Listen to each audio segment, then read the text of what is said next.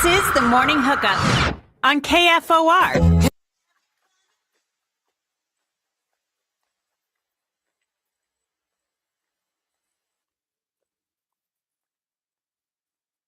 Good morning, Lincoln, Nebraska. Happy Thursday. Welcome to the Morning Hookup. The Hooks like Herbal.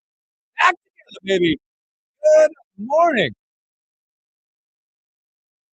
We got lots to cover today. Coming up in about 3 or 4 minutes, we're going to go with Evan Blam, the Omaha World Herald, talk a little baseball. Good weekend for Nebraska out in Arizona. They got a big weekend coming up at Arlington. They take on 3 formidable opponents. They'll step up in class a little bit this weekend coming up.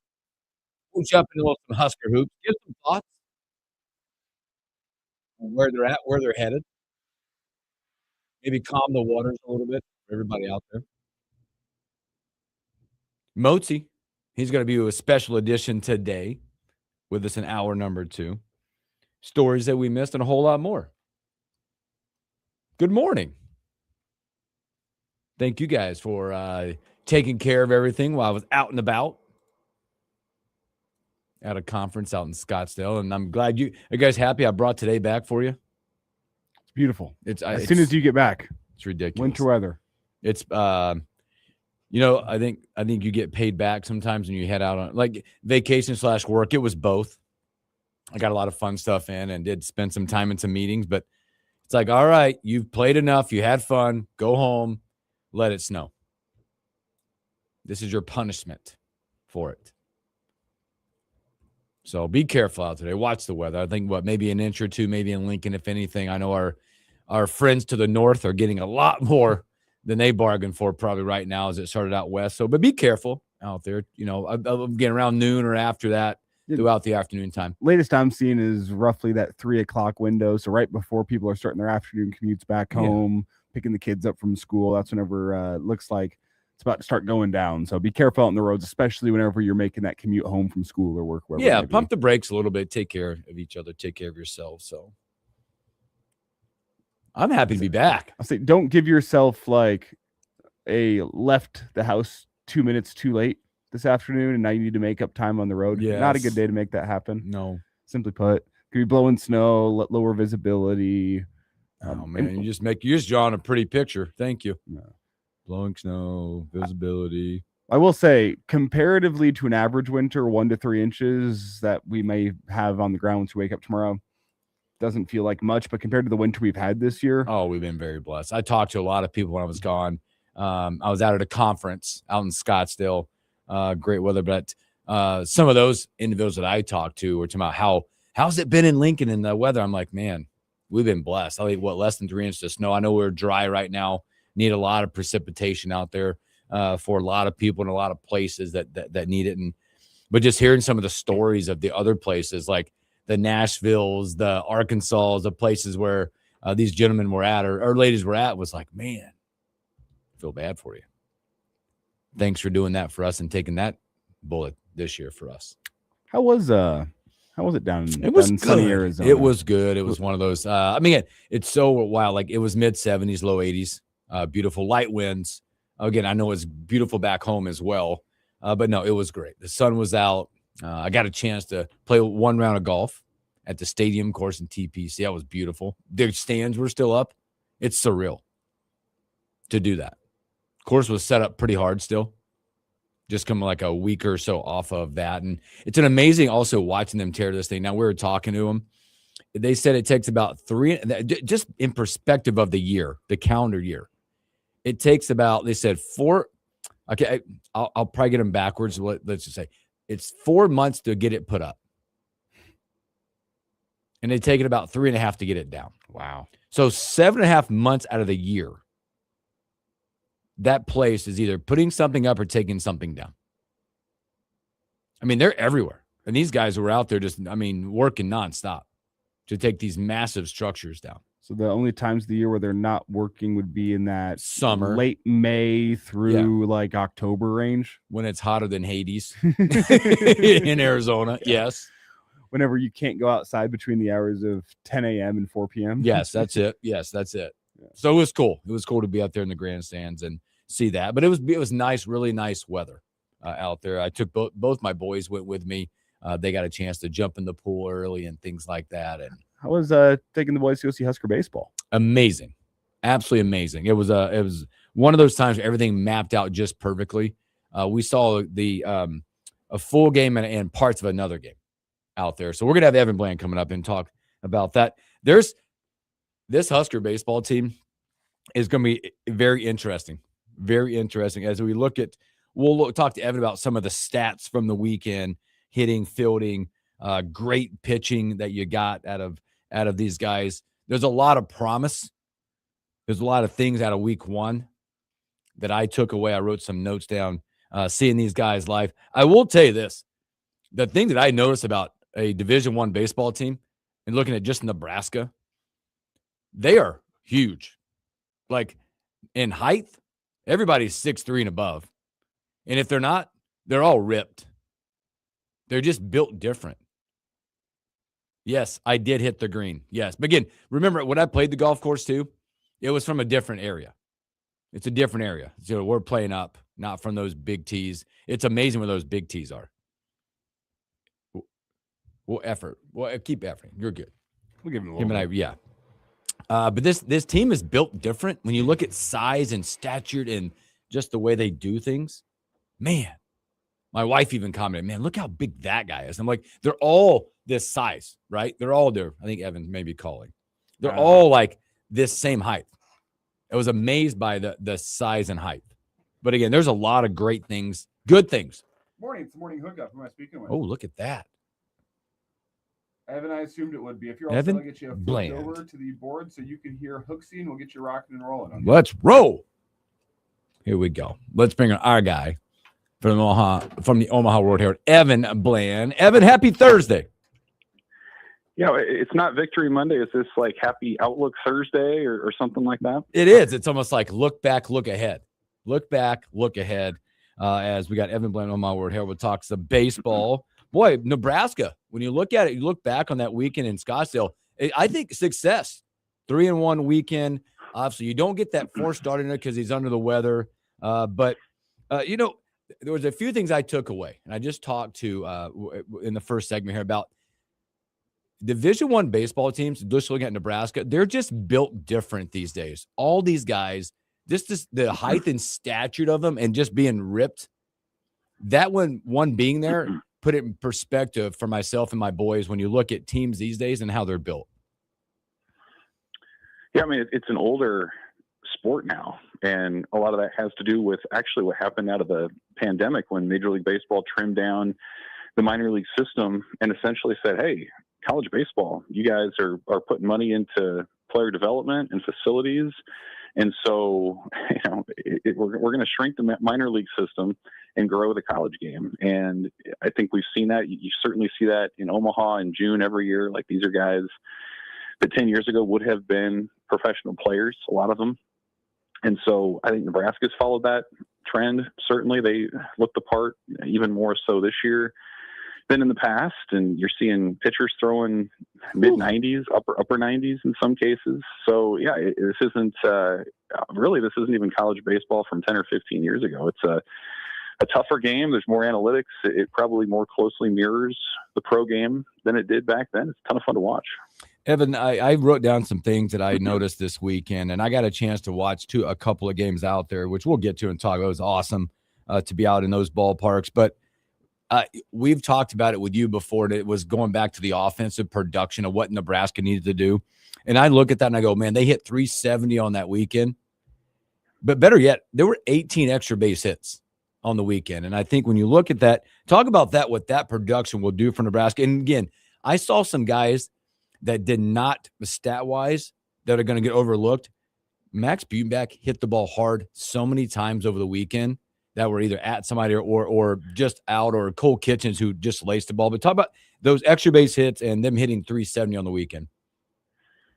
Well, I think the thing about when you talk about the power, Bill, like, to me, there's the obvious part, right? Like, okay, you're gonna score more, but like, it shows up in all sorts of tiny ways. Like, they run rule UConn on Friday and save their bullpen 2 innings, right? Or or the Stanford game, yeah, they fall behind 6-0, but like that if that were last year's Nebraska offense, they might have scored once or twice, but that doesn't, I don't think they would have competed maybe all the way to the finish like they did. That shows up on the Sunday of a weekend series when you've gone through the opposing team's bullpen and kind of grinded out, their pitchers for long at bats and things like that. So like there are all sorts of ways that it shows up. Tuesdays, Wednesdays, those midweek games when you're probably not going to get 6 or 7 shut out from your starter. Like you see it all over the sport. You're going to need to just outslug some people. And so it does kind of feel like they're in a position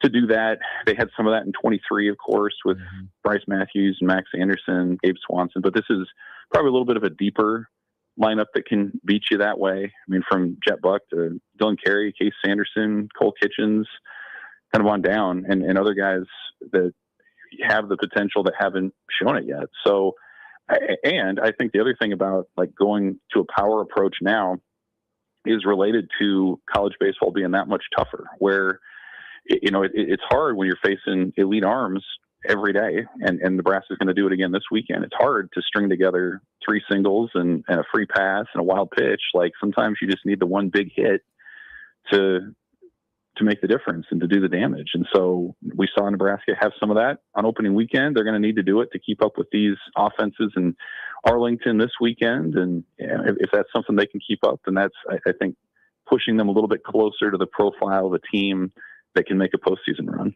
And yeah, as you talk about Arlington this weekend, first weekend was very encouraging, but with such a small sample size, you don't quite know the quality of the opposition that you just took on. You got a better idea now that you head down to Arlington. There's some teams that perennially are very, very good. They've had some impressive starts to the season. If you are looking to make a postseason run, a host a regional type year for the Husker baseball team, what do you want to see these guys carry from weekend one into the second weekend of the season? Well, I mean, outcomes wise, you love to have a winning weekend. That's something that could flip your RPI by the end of the year potentially. But I think you just need confirmation that what you saw on opening weekend carries over against some of these great teams. I mean, Louisville was a College World Series team last year. Kansas State was a super regional team 2 years ago and was a regional team last year. Florida State was a couple innings away from going to Omaha. So like these are teams that are objectively among the best in the sport in the last 2 years. And so you want to see that offense continue to do what it did against Northeastern and UConn and those teams. You want to see the depth. You want to see that power. You want to see the 2-out hitting and the 2-strike approaches and all the things that go into that. And on the pitching side, you want to see your rotation continue to look the part. I mean, Ty Horn's proven it, I think, a handful of times, and this is another chance for him. Carson Yassa, this will be his biggest test as a starting pitcher going up against Kansas State. A year ago, he didn't record out in the second inning when he started against K-State. So how far has he come? In the bullpen too. I mean, there were, I believe it was 7 relievers made appearances last weekend and put up scoreless innings for Nebraska. And that sort of confirmed what the coaches saw in the offseason. But now can you go do that against a slugging lineup that Florida State has, or against a Louisville team that just scored 23 runs on Tuesday? So like, that's kind of where it is 3-1's a heck of a start. Nebraska doesn't do that a lot in February. And now you have a chance to go continue that momentum and really prove that you belong in that discussion as a team that could, host a regional, or certainly be a team that doesn't need to be on the bubble in late May. Again, we're speaking to Evan Bland from the Omaha World Herald. Evan, give it thoughts on Jeter Worley as well. Freshman starting catcher. Obviously, the offensive stats don't jump off the page quite yet. But I thought I was really intrigued by having some veteran starters on the mound versus having a freshman catcher back there, how that would look. I thought he was he received the ball very well over the weekend as a battery mate to those veteran guys on the bump. Yeah, it was a nice start for him. And it is funny, like you contrast like the infield at Nebraska or the starting pitching to Worley. You've got, 5-year guy, 4-year guy, 5-year guy, 3-year guy on the infield, and then a bunch of 3 and 4-year guys on the mound too. And then you've got Worley, who was at Lincoln East a year ago, and here he is. And as a person, very mature. You talk to him like the moment's not too big for him. So offensively, it wasn't a breakout weekend for him. I think it pretty rarely is for any freshman. I was even looking at some of the opponents this coming weekend. They have some heralded freshmen who came out pretty slow out of the gates. And so you expect that would change pretty soon. But certainly what he did behind the plate was solid, and being able to command, have that rapport with those pitchers and those sorts of things. And what he did in the fall and the winter was, get on base, score a ton of runs, put pressure on the base paths as someone who can steal. And I think the other thing that I'll be curious about this weekend is like the big challenge is going to be holding base runners on, because we saw it a little bit with Northeastern, especially last weekend. Louisville loves to run. Those other teams will do it as well. So you can bet that they're looking over and saying, hey, there's a freshman backstop over here. Let's test him. Let's test his arm and see what we can do. And so opponents were able to run on Nebraska a little bit on opening weekend. It's not just Worthley, it's on the pitching and everything else too. But I think that's something else to watch is, can he be that presence behind the plate, that deterrent for opponents when they try to steal that extra base? Before we move on to some football thoughts from you, Evan, because spring football kicks off and we have Matt Rule meeting with the media, got the coordinators and players. It's a big day on the football side of things, as much as some Husker fans out there would like to keep football on the back burner at this point in time. How much tinkering do you think still needs to be done with this Husker baseball lineup? Because there's some guys, Mac Moyer, an impressive first weekend. I'm not sure we really had him circled as a guy that could step into an everyday type role, but maybe he showed you something an opening weekend. Just as you look up and down the hitting order, how much tinkering do you think this Husker coaching staff is going to continue doing through this early part of the season? Yeah, I think we kind of talked about this last week a little bit, where to me, the outfield is the area where there's some fluidity. Like the infield, we kind of rattled it off. Like these are established older guys that produced on opening weekend. And so I think it is probably the outfield where you look at Will Jeske had a nice weekend. Max Butenbach, like you mentioned, Bill, had some barrels, but maybe not a ton of results to show for it. Devin Nunez, they're very high on. So that has been your starting group mostly. And then, Mac Moyer had a nice start on Monday. And they still like what Nico Newhan and Preston Freeman can bring. So I think there's probably a little bit of flexibility there on the outfield for what they want to do. At the very least, the ability to match up and go righty lefty and play the hot stick when you can. So that's probably where I'd look at it. And potentially behind the plate too. They like Mike and Miller as another catcher. He's very similar actually to Jeter Worthley, as like a guy who can lead off and has some speed and can play the outfield and do that sort of thing. So they do have the luxury of switching things up if Worthley needs a day, or if Miller gets hot or something like that. But I think you feel pretty good about the infield. I think you feel pretty good about Cole Kitchens at DH. Those positions seem set barring an injury, but I'm looking at, who can seize a role in the outfield and maybe, make a difference in the lineup in that way. Evan, you mentioned that one more on baseball. I thought defensively, this could be a very good defensive team when you look at the weekend. That middle infielder is really stinking good. Only commit 2 errors on the weekend, by the way. You feel 985. Talk about defensively, because I know at times Nebraska has struggled over time, but how important defensively they'll be, because you got guys on the mound. They only gave up they hit 218 against us on the weekend, 39 strikeouts. They did have 18 walks on the weekend, but defensively, how good this team can be and how important that'll be.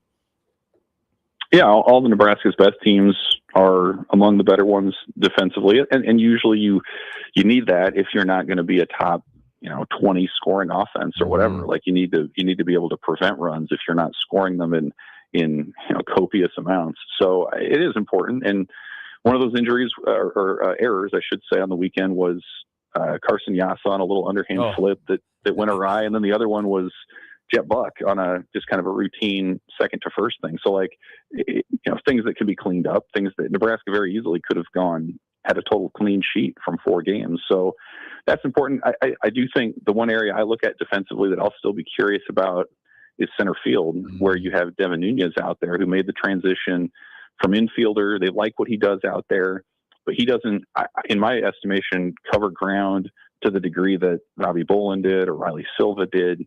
So, and you can see it because late in games, Nebraska goes to Matt Moyer as a defensive replacement. So kind of how they straddle that particular position, I think will be fascinating.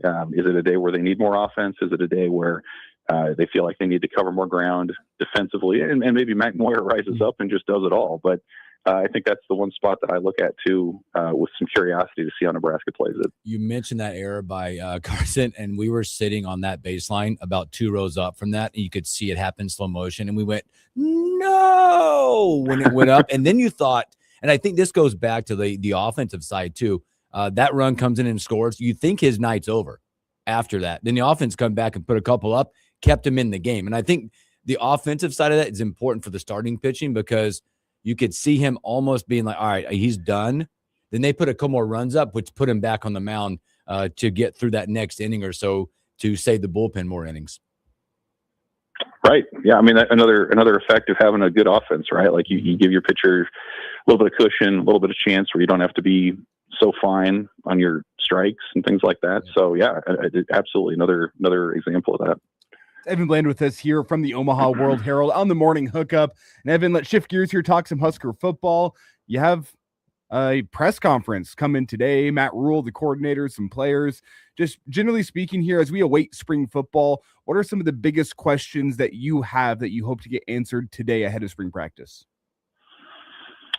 Well, I think big picture, what's the tone that Matt Rule and company set? You know, it's been, I think, 50 days now since the end of the Las Vegas Bowl when they talked with assembled media. And so Nebraska's kept a pretty low profile, and it makes a lot of sense given the way the season ended. And so, you know, what's the tone today? Is it kind of one of humility? Is it one of determination? Are they going to be outspoken about what they've been doing and what they can be?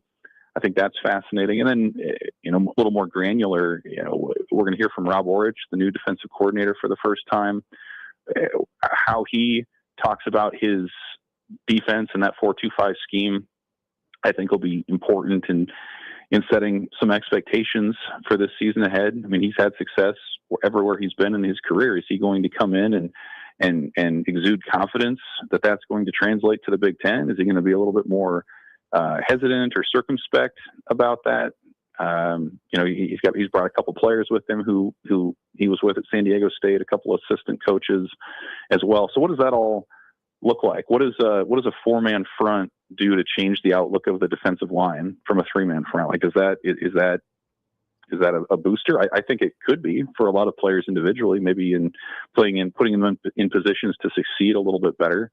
You know, what is in a 4-2-5? Who's the 5th guy in the secondary? Is that a rover type? Is that like, what do you do there? So I think things like that will be fascinating. And then I'm not sure which players are talking today, but I'm sure we'll get to know at least a new transfer or two. Maybe Anthony Calandria will speak. And so, you know, just a lot of change this off season. And as we know, college football in the portal and NIL era, things can change really quickly. And so what are those changes looking like for Nebraska? Obviously it's a prove it type of season. You need to see it in the fall, but you still have to go through the spring. You still have to make these adjustments and acclimate. And so it'll be interesting to see where Nebraska is here today. Evan, just, I guess, generally speaking here, if you could pick one position group to follow along with what coaches are saying in press conferences this spring, and then to see how they look in the spring game, which one position is the one that maybe intrigues you the most? I mean, it's got to be the defensive line, right? Like, it's got to be, that's the group that you look at and you just say, man, they struggled down the stretch last year. That was the group that was touted as being not a huge issue before last season, and it kind of ended up being that way. But it's interesting because it's a group that has depth. I mean, you've got a good number of players. I think more than 15, 20 type defensive linemen, whether ends or defensive tackles. So, like, can somebody emerge? Like, that's the question. Is not do they have the bodies? It's can you find 2 or 3 guys to make that a dominant front the way that Nebraska had a couple of years ago. And not that Ty Robinson and Nash Hutmaker are walking through that door, but Can that group be one that develops this spring? Can that group be one that has some dudes that make an opposing offense need to pass and change what they do? Can it be a group that pressures the quarterback? I don't know that we're going to get all those answers this spring, but it will be interesting to see how that group evolves and what kind of messaging the coaches have about that group as you get ready for a season that's going to be really challenging in the fall. Well, Evan, as always, man, thanks for jumping on with us on a Thursday, and we appreciate your time as always. Have a great rest of your week, and we'll talk to you soon. Appreciate it, guys. Thanks, Evan. Evan Blam, Omaha Ward Herald. Great stuff from him. Let's take a break. When we come back, we're going to jump over and talk a little Husker hoops. Let's get off our chest. We got to turn the page. Let's do that and a whole lot more when we return.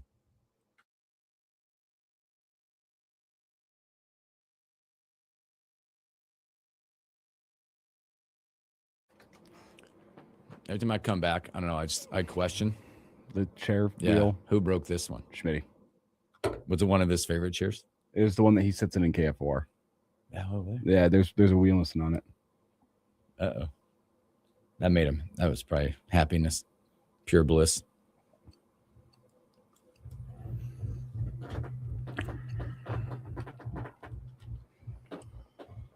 It is cold.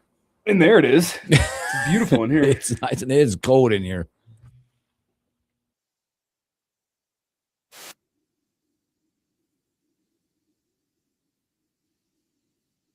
Those guys up in person, like it was fun to watch them. The team has got a chance.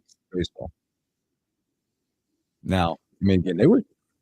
I mean, Northeastern wasn't like a bunch of dudes. They were like,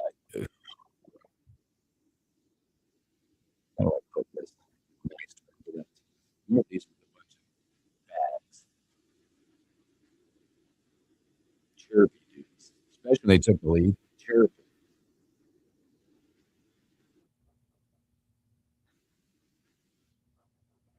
And shout out the crowds. Nebraska looked was good. showed out. Lot of Huskers from Arizona. Lot of them. Lots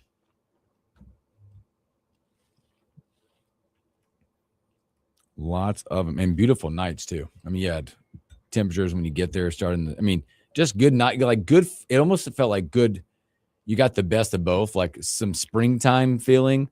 And then at night when the sun went down, you got a little fall baseball feel. Yeah, you get kind of like from going down to Arizona, you get like the high 50s, low 60s in the evening. Yeah, and then daytime you're getting like high 70s, low 80s. Yeah, we had we went like contrasting stuff. The one we started out like in shorts and we put hoodies on the first one. Yep. And then we were in shorts and t-shirts. It's like the perfect bring along a hoodie weather. Yes. Whenever the night rolls around, throw on that hoodie and you go, oh, it's right back to exactly where I wanted it. Yeah. And it was like the perfect time, like for us, my wife and I get up early and just sit out on the little patio of the hotel and drink coffee. And the sun was like perfectly positioned right at you. It was good time. A good way to drink coffee in the morning.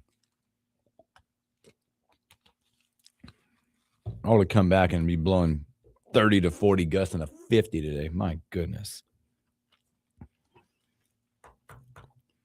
And of course, this morning is like get in your car and you go and get it going, get it warm and stuff. And I look down and go, I have to get gas. Sitting in the wind. I have to get gas.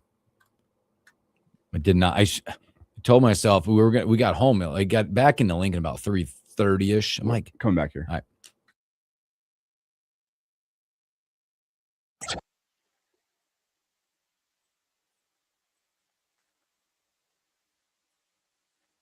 Welcome back to the Morning Hookup. Special thanks here to Evan Blam of my World Herald. Is there anything worse than that? Like, we got back here about 3:30 in the Lincoln and stuff. I'm like so tired. Let's just go home, get stuff done. My kids, there's high school baseball tryouts coming up in a week or 10 days or so. So, like, 3 or 4 of us went out last night, and then we hit it at 9:30. We did an hour hitting last night at 9:30. They're coming back. And I went up, got the car started this morning. I'm like, I just warmed up for a minute. I looked down, I'm going, dang it. I have to get gas. And it's cold. Yeah, I got gas. It was like down to the sliver. Yeah. When I told myself I should have just done it yesterday. Nope. Well, you can get fractionally more gas in your vehicle when it's cold out. Is that true? Yeah, because gas never gets cold. The thing is it's stored underground. So the difference from how far deep it is between a hot day and a cold day is very minimal. Makes And also sense. the amount of gas you get in your vehicle changes very minimally because gas expands and contracts when it gets hot and whatnot. It's minimal. It's like nice. Well, I did it this morning. I think it comes out to like a few pennies. I did it like this, 2 or 3 cents. Yeah, I did it in a hot this, day and a cold day. Did it this morning. Hands were cold. Hey, you know what? But before we get to hoops, well, if your hands are cold, it's perfect. Get yourself a cigarette. Just light it right there at the gas pump to keep your hands warm. I've seen some weird stuff at the gas station. The other day I was somewhere, this was about a month ago. The gentleman had to come over and ask the gentleman to cut his car off. He was pumping gas with the car running. Well, I was a little worried after I heard that. I'm like, whoa. To be fair, with modern car technology, I don't know. It really doesn't matter. It really doesn't matter much. They have safety measures in place. In cars. An old car, yeah, you're asking for trouble. New car, I don't know. It doesn't. I just didn't know it's a regulation for a reason, but I didn't know that exists. I thought automatically every time you get out of your car, you cut it off. Yeah, that's pretty much how I am. But though the modern cars, they do have some fail safes in place that you can. Anyway, that's not the two things. Shut your car off and don't smoke a cigarette at the gas pump. Yes, please. Those are your pieces of advice for the morning hookup. If you took nothing else away from the show, that's it for the day. Hey, before we get to, I don't want to remiss or move over Huskers softball. Another solid weekend for them. They go through 3-2 over the weekend. Don't let the record fool you. No, they have probably the hardest schedule in America up to this point. I mean, you look at what they've done so far. I mean, again, so far over the season, they've beaten up. They went at the time number 10 Washington. They took down at the time number 1 Texas. They go out and they put a goose egg, and beat number 12 LSU. Fight hard against number 20 in Georgia. And then what else did they do on Sunday? Go out and beat the new number 1 Texas Tech. 6-4. They beat how many ranked teams? They beat 4 ranked teams out of those so far. And they're currently in their games against the number 1 ranked team in the land. They're 2-1. Yep. And they get another opportunity tomorrow as they will be out in California. And guess they get more opportunities. Are they in Palm Springs? This is the Mary Nutter Classic? Cathedral City, California. Yeah. I think Palm Springs. Yeah. But again, they will get an opportunity because they get 2 more ranked opponents this weekend that are currently ranked. Friday at noon here, they will go against number 13 South Carolina. And then a couple days later, the next day at 7:00 at night, they'll take on number 11 Texas A&M. This schedule is built for them to be ready for the Big Ten run and to make that regional run and ultimately be in the College World Series. Did I ever tell you about the time I got a free trip to Palm Springs because of the Husker softball team? No. I got to go down there, and I was the one Husker Vision employee that got to go down there. Slight problem. I forgot all of my camera batteries. So the first day I had a fun time running around to every other person with a camera there, being like, any chance you brought an extra battery? Like, wait a minute. This was your one sole deal to be down there. Yeah.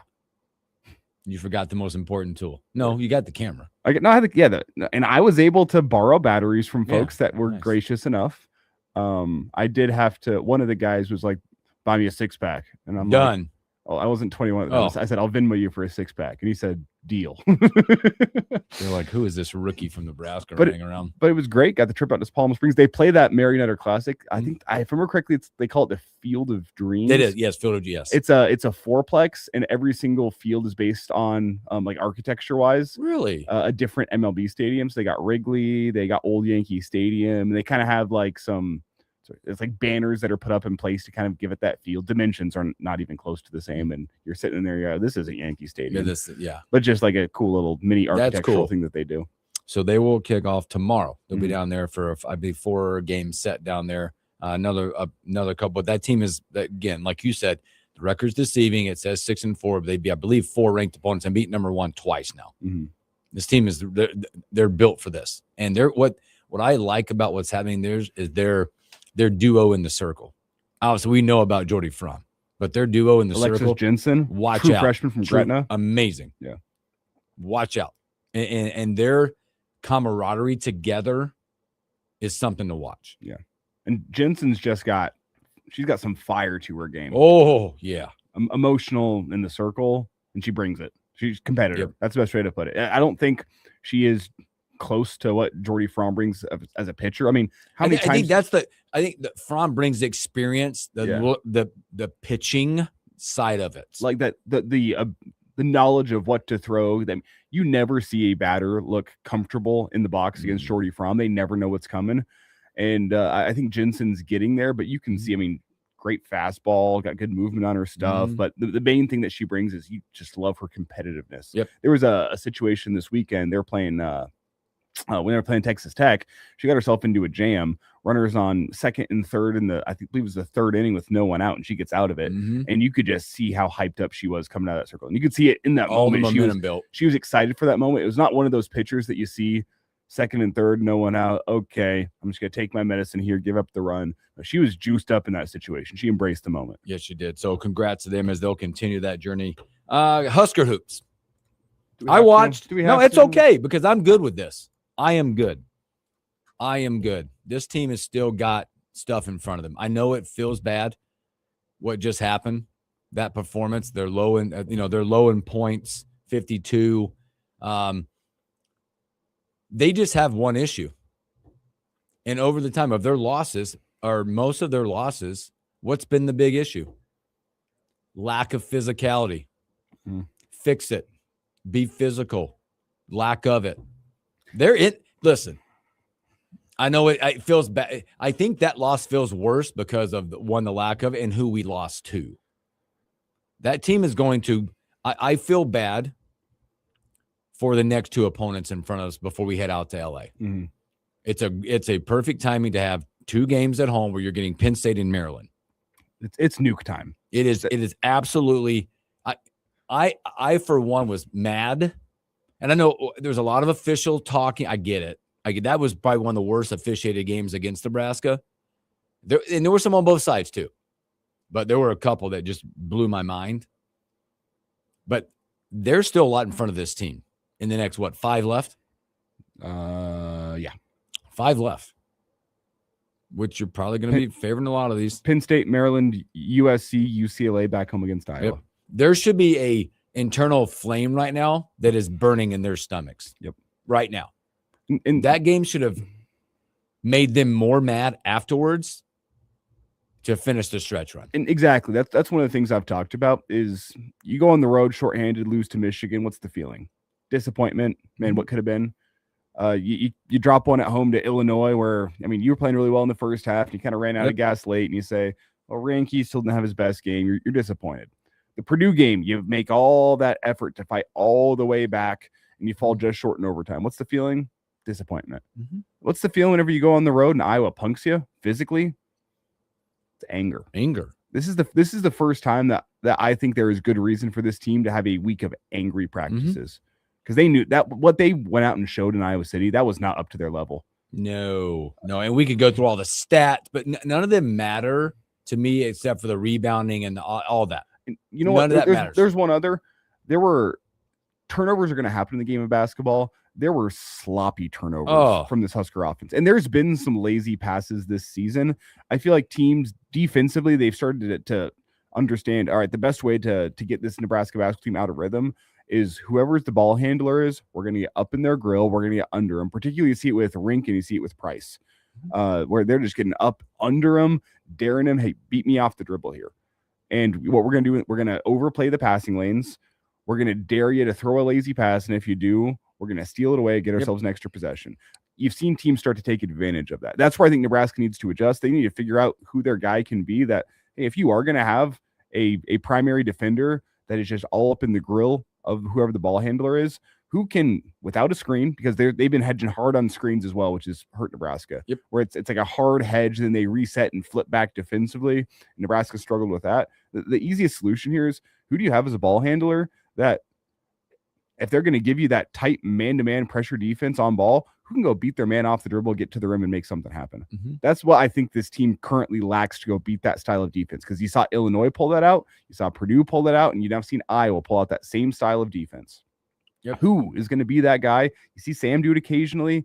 Since the injury, you haven't seen much of it from Frager, which I think he needs to be a guy that can go out there and get a bucket whenever they are trying to defend like that. But that's the difference I've seen from these defensive teams that have given Nebraska some troubles. Now, the big benefit is this happens in early February, which means you still have a month to work on it, to get it right, and to build some momentum back into postseason play. So that's why you could make the argument this loss happened at the right time for Nebraska because you still have time to make adjustments. But that's the concerning thing I've seen is it's teams that are taking advantage of something you've seen this year from Nebraska, which is lazy passing, and they've kind of pressured Nebraska in a way to try to force more and more lazy passes. Yeah, you nailed it on that side. And again, you can look at individuals as well and say they just haven't been as of late. You mentioned Frager after the injury has not been what we've become accustomed to. Secondly, Jamarcus Lawrence has not been. He's another guy that I want to see. If they're going to get up in your grill, can you go beat a man off the dribble? He's the one. Like I look at again, and he needs to be more of an alpha. We can go back to and talk about Rank or Frager but the guy that makes, Sam, but the other guy that makes the engine go is Jamarcus Lawrence. In that, can he be the one that takes some of that pressure off of Price? Because they're still holding Price all day long. By the way, they're holding him. They're bumping him. It ain't going to change. In the Big Ten shown, they're not going to call it. No, they're not. Consistently, multiple crews are not going to call it. You got to learn to adjust. Somebody's got to take that pressure off of that. Be that secondary, third scoring type threat to allow Price to get going, to allow him to get moving. I will say in that game the other night, like minus all the other stuff, we missed a million open looks. We just didn't shoot it well.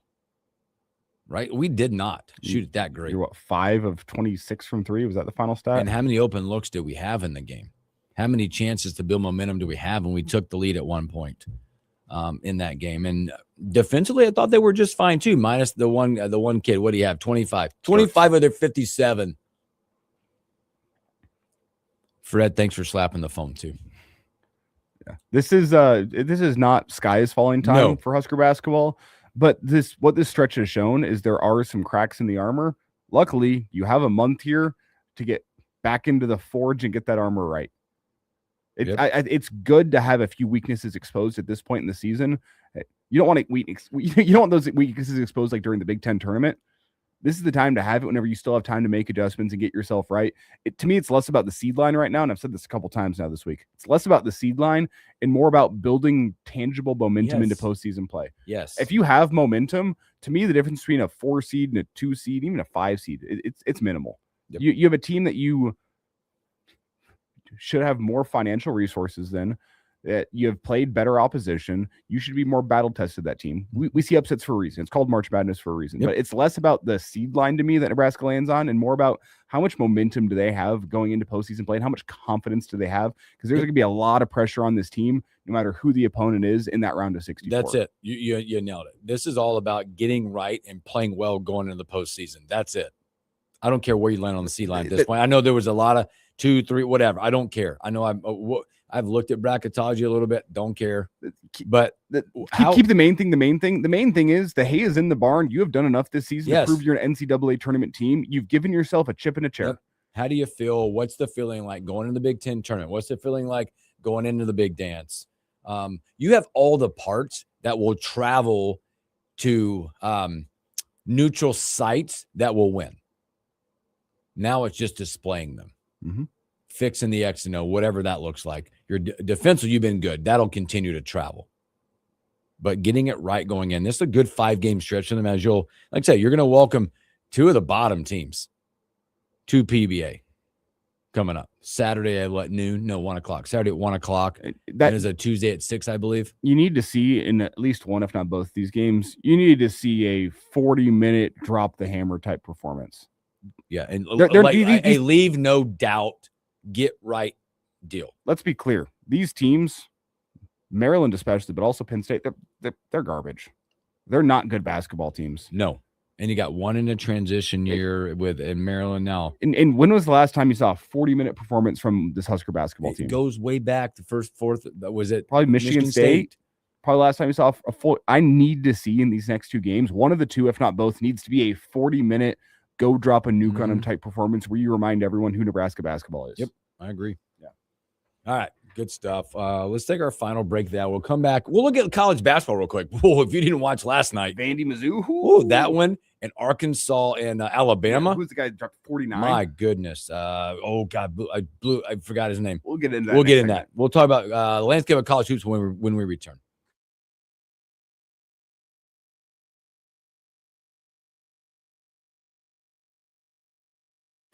That thing was Acuff,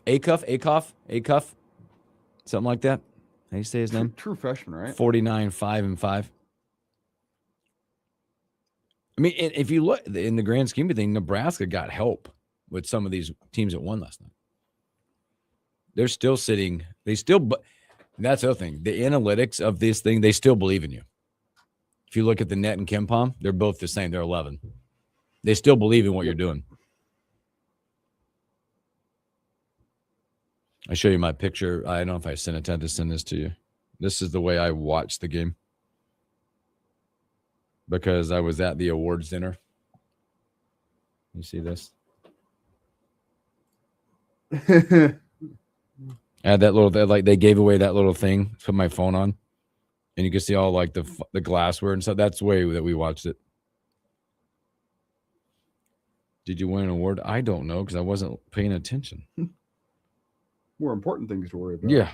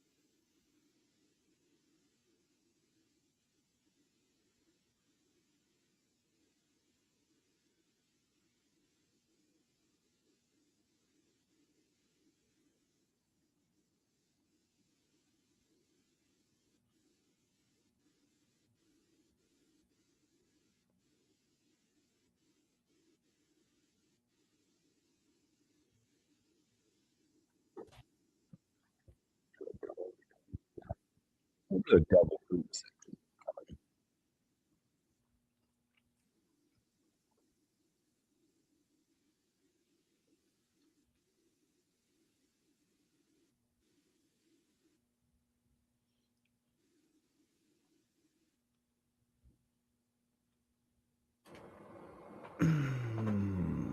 We have 2 minutes on the clock here. All right, perfect. Yeah, well, you know what we'll do that, and then we'll come back and do more hoops too. Okay. The landscape of it. But there were some great games last night, buddy.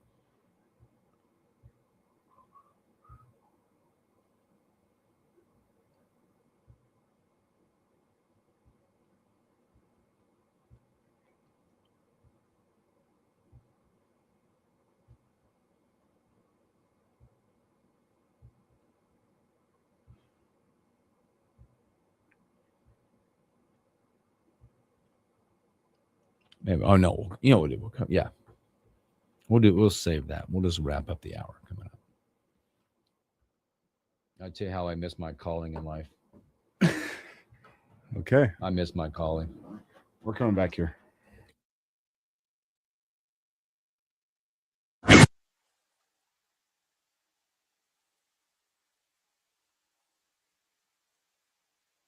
Welcome back to the morning hookup. Couple minutes left in this fast-moving first hour. Thanks for hanging out with us.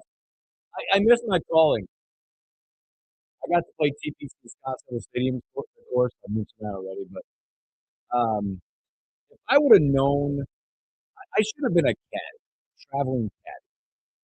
At these places, you get 4 caddies. What I mean by that is you get 1 caddy per person. We got paired with a couple guys from Minnesota. Just 2 of us, me and one of the older, like we're the OG Slims guys. We're early in the process. We always take that. I should have done that. Like this guy is from like Washington. He became a caddy. He goes back and forth between the springs and summers. Dude, this dude, he was awesome.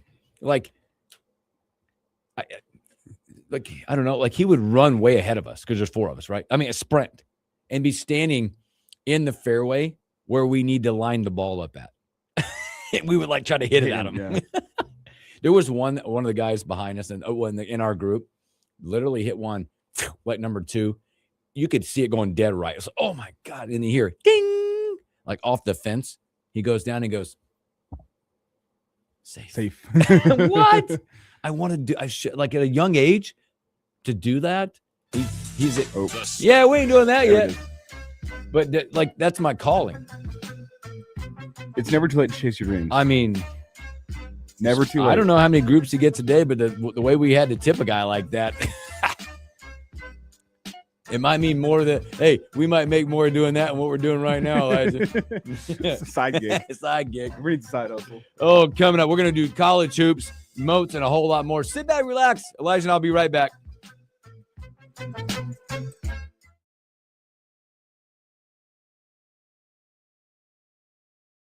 Send the kids on a summer safari right here in Lincoln. The Lincoln Children's Zoo summer camps take young explorers behind the scenes to meet some of their favorite animal friends and offer tons of interactive learning fun. Space is filling up fast. Register now at lincolnzoo.org. You've got your very own handyman to help remodel your home.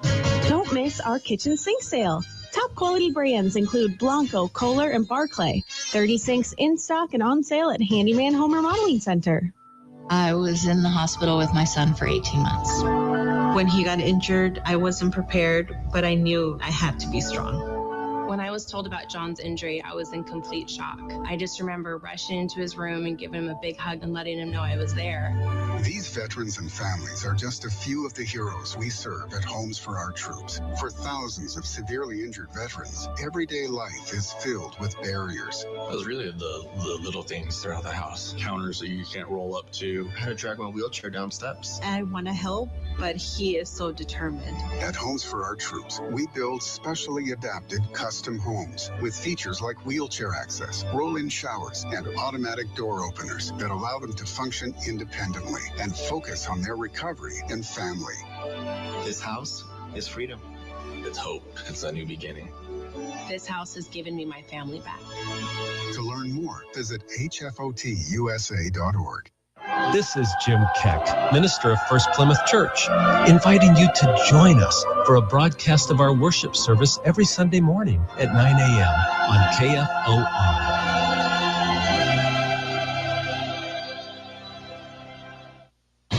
There's no better place to be outdoors than in Nebraska. Hello, everybody. I'm Hershey from your Nebraska Game and Parks, and I get to serve as your guide each week as we seek adventures with the outdoor experts. So join me every Saturday morning at 9:45 for Outdoor Nebraska here on KFOR. Equal opportunity, especially in the workforce, is the cornerstone of the American dream. Being employed gives us the confidence to be financially independent. There's real meaning in supporting ourselves and those we care about. We feel respected, useful, even empowered to become leaders. But what if you were one of the 6.5 million people in the U.S. with an intellectual or developmental difference, such as autism? 81% of adults with developmental differences don't even have a paid job, and only about a third of the public believes they're capable of having leadership roles. Now is the time to change that. Join the SunTrust Foundation in supporting Autism Speaks, Best Buddies, and Special Olympics in creating pathways to 1 million employment and leadership opportunities for this talented community by 2025. Together, we can build a broader workforce for the future. Visit deliveringjobs.org to learn more. Why was the basketball court all wet? Because the players kept dribbling on it. The dad joke. Corny, grown-worthy, but also one of the simplest ways to share a moment with your kids. What did the buffalo say when he dropped his son off for school? Bye, son. So take a moment to make your kid laugh, because dad jokes rule. Make your kid laugh today. Go to fatherhood.gov. Brought to you by the U.S. Department of Health and Human Services and the Ad. Lincoln's local news, talk, sports, and weather station. FM 101.5, 1240 AM, KFOR, and KFRX HD3, Lincoln. From ABC News, I'm Sherry Preston. Andrew Mountbatten Windsor, the former prince, stripped of his royal titles because of his links to Jeffrey Epstein, is now under arrest under suspicion of misconduct in office. Police currently searching 2 properties where Andrew lived, all of it a seismic moment for the monarchy, says ABC Royals contributor Robert Jobson. This is really, shocking beyond belief. The police on royal estates, the fact that on his 66th birthday, no less, he's been arrested, is now going to have to give evidence. Have to give a report be interviewed under caution So that, this is now getting to a very serious stage. King Charles keeping his schedule today, arriving in the past half hour at the start of London Fashion Week with no comments about his younger brother. President Trump convening his Board of Peace and listing the members' contributions toward rebuilding Gaza. Kazakhstan, Azerbaijan, UAE, Morocco, Bahrain, Qatar, Saudi Arabia, Uzbekistan, and Kuwait have all contributed more than $7 billion toward the relief package. That's great. Thank you, fellas. Thank you. As that is going on, warships continue chugging to the waters around Iran. The military buildup as the U.S. pushes Iran to tamp down its nuclear ambitions. Amid the Trump tariffs last year, the nation's trade deficit did dip slightly. Here's ABC's Jim Ryan. The trade deficit surged in the first 3 months of last year as U.S. companies rushed to bring in goods from abroad ahead of President Trump's tariffs. The gap moderated through the rest of 2025, with exports rising to $3.4 trillion, imports climbing to $4.3 trillion. While the full-year trade deficit decreased last year, it remains among the highest since 1960. One skier still missing after that avalanche north of Lake Tahoe. 6 were rescued, 8 killed. You're listening to ABC News. We'll admit, we've already thrown in the towel on the New Year's resolution. Yeah, and we made it through dry January. But one healthy new habit we're sticking with is Active Liver from New Nordic. Did you know your liver works around the clock processing food, sugar, alcohol, and everyday toxins? All things that can really impact your health. That's why daily support matters. Active Liver is designed to help protect normal liver function and support your body's natural detox process. With trusted ingredients like milk thistle, turmeric, and artichoke extract, it's gentle enough to take all year long. No harsh cleanses, no extreme detoxes, just simple daily liver support. We really feel the difference. Yup, more energy and the peace of mind knowing we can enjoy the good things in life while giving our liver the love it needs. Active Liver is available online at Amazon or NewNordicUSA.com. Or you can find it in stores at CVS, Meijer Grocery, Wegmans, and now Active Liver is available at your local GNC. 3 fires that happened just hours apart from one another on Wednesday. Good morning, I'm Jeff Modes. We have a cloudy sky at this hour, 26 degrees, wind chill at 12 above at KFOR. Wednesday night was very busy for Lincoln fire crews. First, it was just before 6 p.m. that LFR was called to an apartment building fire in the 3100 block of North Hill Road, where a caller reported there was white smoke coming from an air conditioning unit in the 3-story building. The fire was upgraded to a 2-alarm fire after the structure caught fire, and smoke was seen in the attic vents. Careless smoking is to blame for starting the fire. About $100,000 damage was done. Nobody was hurt, but 12 units of people had to be relocated for the night, courtesy of the American Red Cross. They were staying at the Sand Hills Global Event Center. Then fire crews just before 10:30 on Wednesday night, they were called to Al Noor near 27th and Vine Streets in response to a 2-alarm fire. LFR said the initial reports indicated there were flames and smoke from floor to ceiling. No word yet still on what caused that fire, and that building will be closed for quite some time. And then just before midnight, an East Lincoln home caught on fire. Firefighters went to the home off of Cotner Boulevard and M Street just before midnight.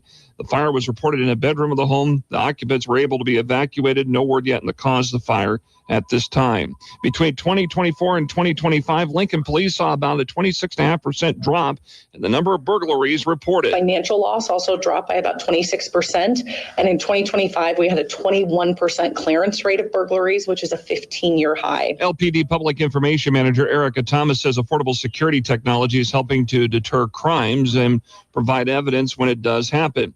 She says that they encourage you locking your doors and windows even when you're at home, along with using motion lights or cameras, keeping valuables out of sight, and having someone pick up mail and packages while you're away and report any suspicious activity.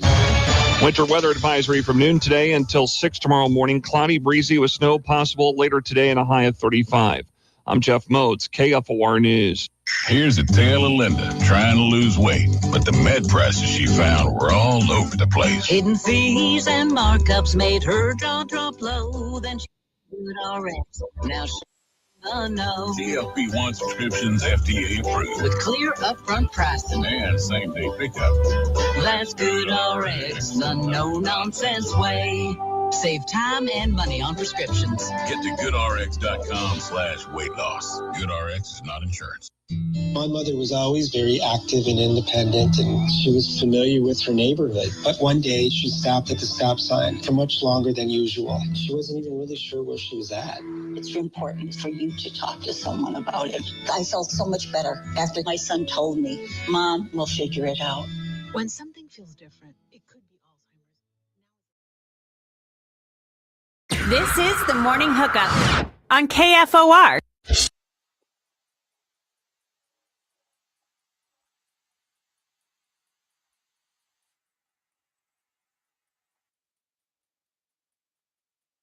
Welcome back to the Morning Hookup.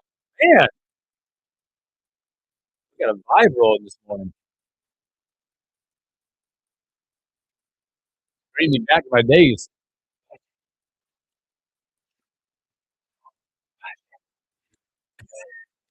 Karaoke song back in college. Oh my God.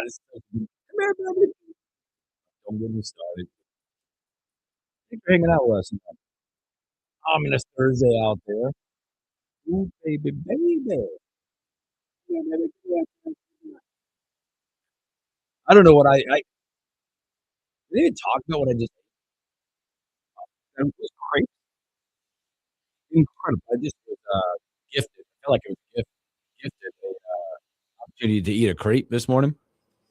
Mine was a banana and Nutella crepe, which you know that's gonna be good. Oh, woo!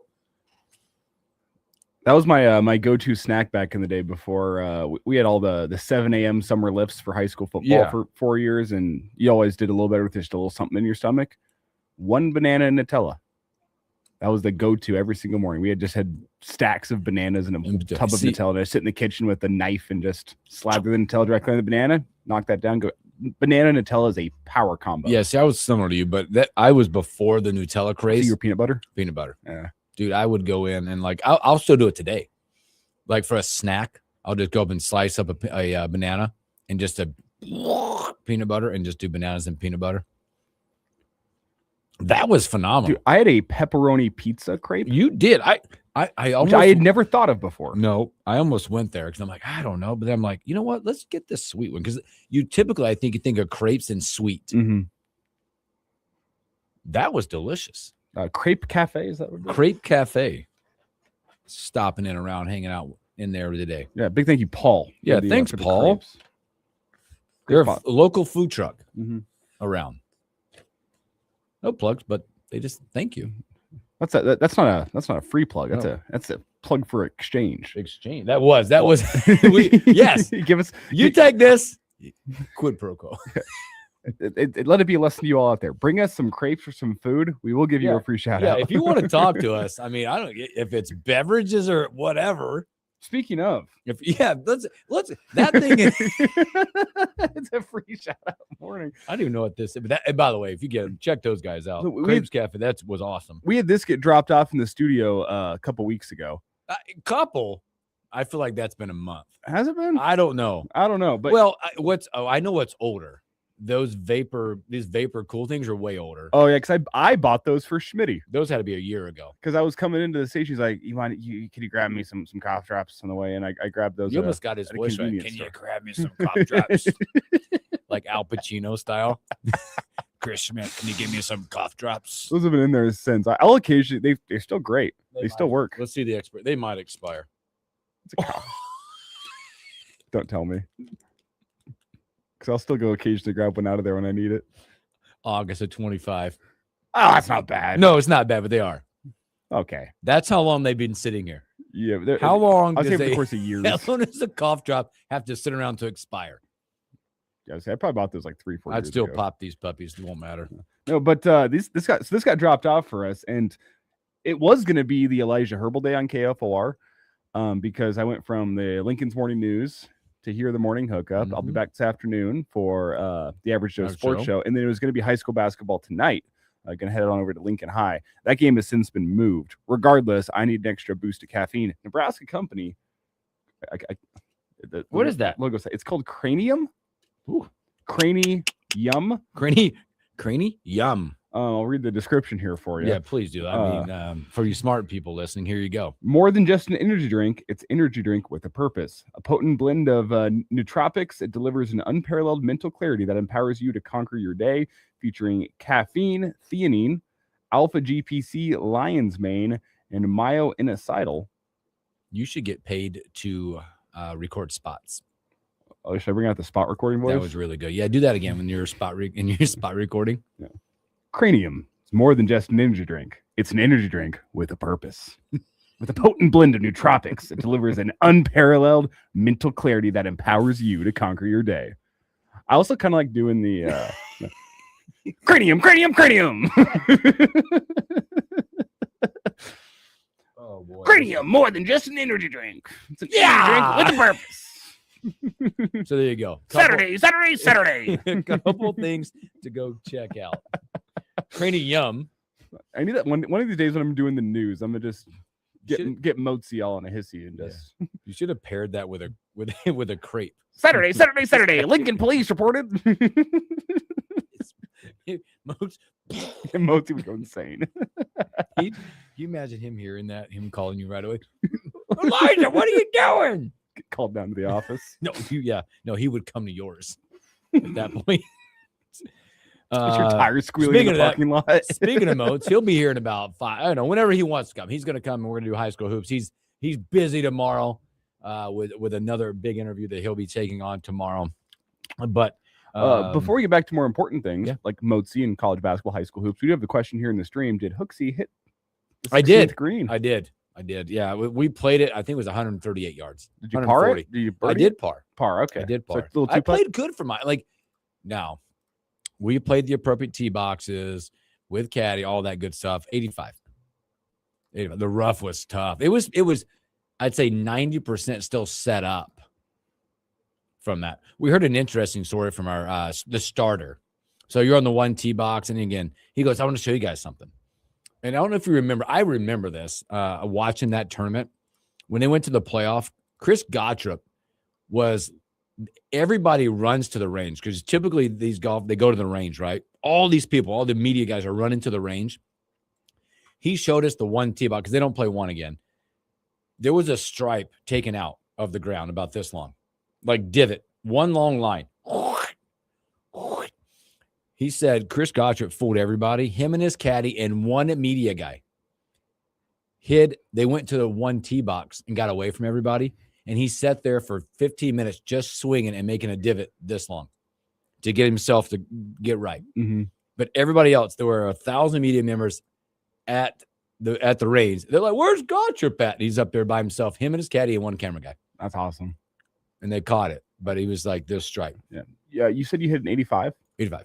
That is only 3 strokes above professional golfer Thomas Avant. Yeah, who was cut and finished 17 over par. He was also playing from 1,000 yards further back than I was. Hey, take your wins where you can get them, Hooksy. And there were a couple of shots that I could have used the crowd with. They could have hit off somebody's head and got back in the fairway. That was so you would have lowered your score. I would have lowered it. See, would have lowered it. Boy, college hoops. As we look at the landscape of college hoops, there were some few games last night that were phenomenal. One game for sure impacted Nebraska last night. How about the old Blue Jays just going up and giving it to UConn last night? They had They had a bunch of threes in that game. I was back and forth with that game. That helped the Blue Jays. But I saw the stat that McDermott, for whatever you like him or not, I think is a really good basketball coach. He is now 10-5 against Dan Hurley. Mm-hmm. He is. I don't know if you could say owned him, but he's 10-5 against Hurley. Big night for Creighton last night. They Creighton blew was out 10 of 21 from 3. It 47% clutched down the stretch. That thing was like, I want to say, I think UConn had a 65-63 lead or something in the game. Creighton does a lot more last night to get that one, but it was not the most entertaining game of the night. Creighton also got to the stripe 32 times yesterday. Yeah, they were 27-32 from the free throw line. Goodness. Again, another one last night, but two entertaining games last night, but I don't think anything more than if you had a chance or you engage yourself to watch a big SEC matchup. Alabama 117, Arkansas 115 in double overtime. That came down, by the way, to a not a missed layup, a penetration layup off, and I forget who it was. They had the dunk put back to tie it. We could have had triple overtime, but it goes off the back iron. Arkansas in this game last night, by the way, they had 4 guys foul out. I think it was 4 of their starters. At one point in the second overtime, they had 2 guys that had to play last night that had a combined 34 minutes on the season last night. But Acuff last night was absolutely phenomenal. Darius Acuff played all 50 minutes. Yes. 49, 5, and 5. Yeah, how about 16 of 27, 11 of 12 from the line, 6 of 10 from 3. All 50 minutes in this contest. How about the freshmen we have in college basketball this year? Huh? Phenomenal. Darius Acuff, you have Wagler, you have DeBonsa. DeBonsa last night, by the way, was phenomenal as well. They lost last night. Now, the Big 12 has suffered 2 catastrophic injuries over the last week. The kid from BYU, forgot his name. One of their starters. Sorry, I'm drawing a blank. But you lose Toppin from Texas Tech, who looked to make a run. That's going to be tough to overcome. That guy was having big, like, player of the year type season. And don't forget, Darren Peterson picks up an injury every single night. That's getting more and more weird as it continues. Saunders, by the way, Saunders from BYU injured his knee. That's a kid out of BYU that was averaging 18 points a game. He tears his knee. So, did you see that clip of Peterson last night? Pointing over at Self and telling him to take me out. He played it 3 minutes into the second half. And that was his last action. That was it. He hits a 3. And he scored 23 points in 18 minutes. And then he points over at Self. And then it looked like they had to change who the guy was subbing for. Yeah. I don't know. Because he wasn't going to sub in for Peterson, I don't think. And no, because he pointed to him. And Peterson points over at Self quickly, and Self immediately scrambles on the sideline to get the sub right so they can get Peterson on the bench. Peterson is running that program right now. He's running that. Or that, the agents, everybody else. I don't understand how he's an incredible talent. Is that not a huge red flag for NBA draft evaluators? Especially that right there. It's one thing if it's a couple times throughout the season. Hey, a guy's got a big load on him. Like they check all that bio data with the sports bras the guys wear, essentially where it tracks all their movement and their heart rate and everything, and they know exactly everyone's workload. It's one thing if it's a couple times a season the guy's had a high workload and he's going to sub himself out in a game that's out of reach. That's one thing. Whenever this is a game in, game out, number 1 Arizona's coming to town and you now have flu-like symptoms. Yes, it's a weird. My thought is these guys they're learning how to play without him. I mean, they get a win last night against Oklahoma State, which is one they should have won. I'm starting to question his love of the game. That and because great point. That's what I was going to. Like, what happens in the Big 12 tournament? Mm-hmm. What happens in NCAA tournament? Is it when the going gets tough? Are we subbing out? Bill Self last night now sounds perturbed about it because he said, "I was not expecting that last night. We thought all systems were a go." And they weren't. You just got to question, how much does the guy love playing basketball? Does he love the idea of making money in the NBA, or does he like going out there and competing? Yep. A couple of teams getting big wins last night. Missouri clinging on as we'll talk bracketology here real quick.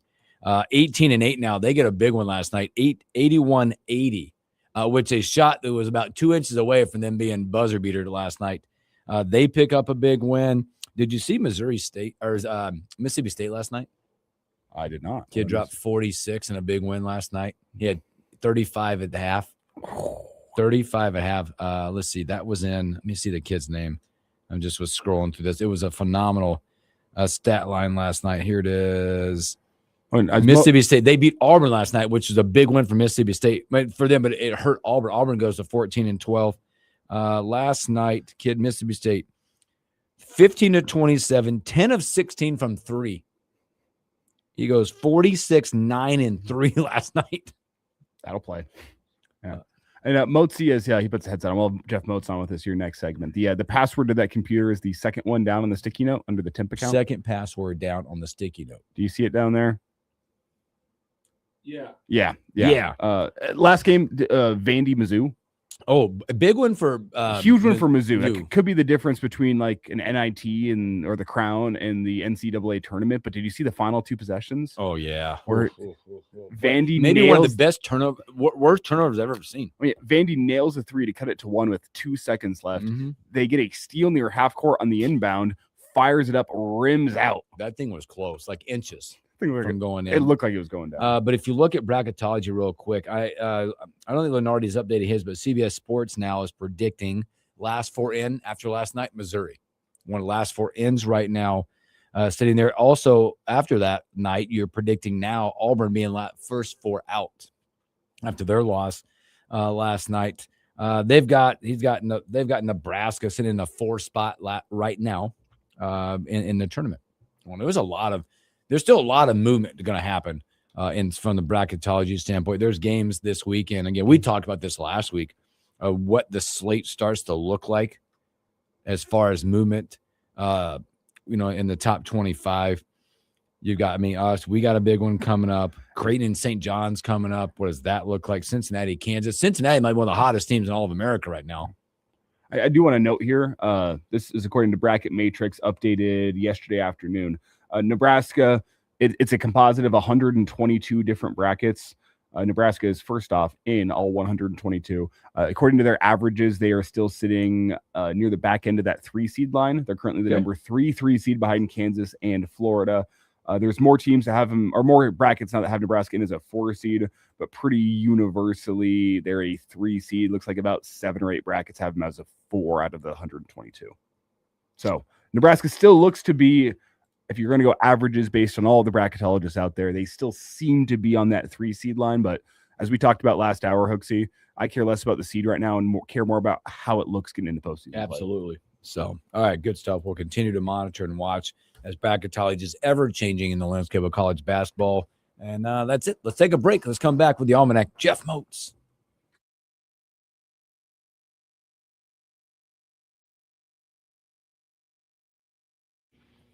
Moats, you get it figured out?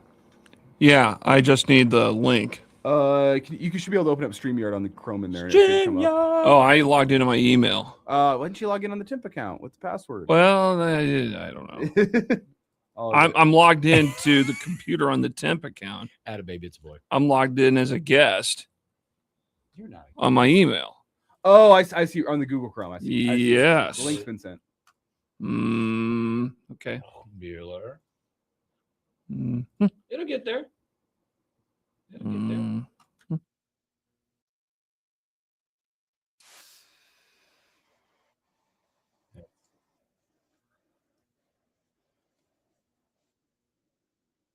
Okay. There it is.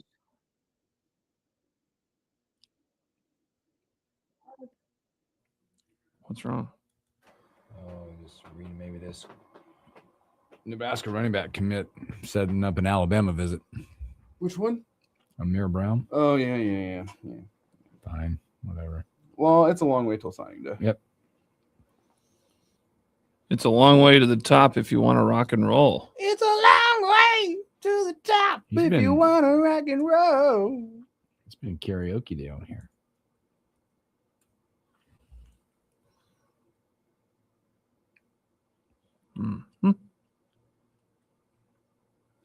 As Tim and the Animal would used to say. All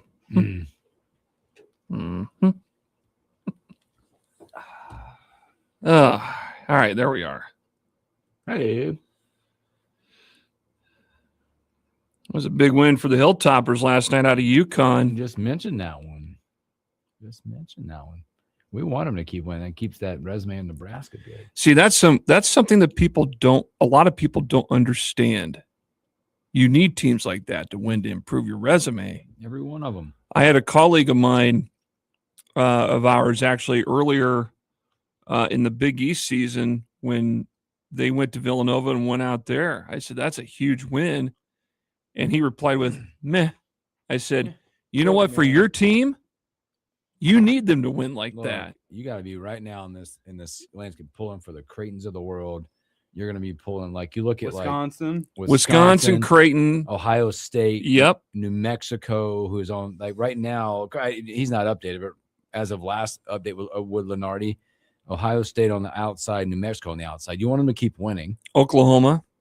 Yep, Oklahoma. You need them to win. Need all the teams that you beat. I've given up on K-State, but that a lot of people. You know what? That's turned into a dumpster fire. Coming back.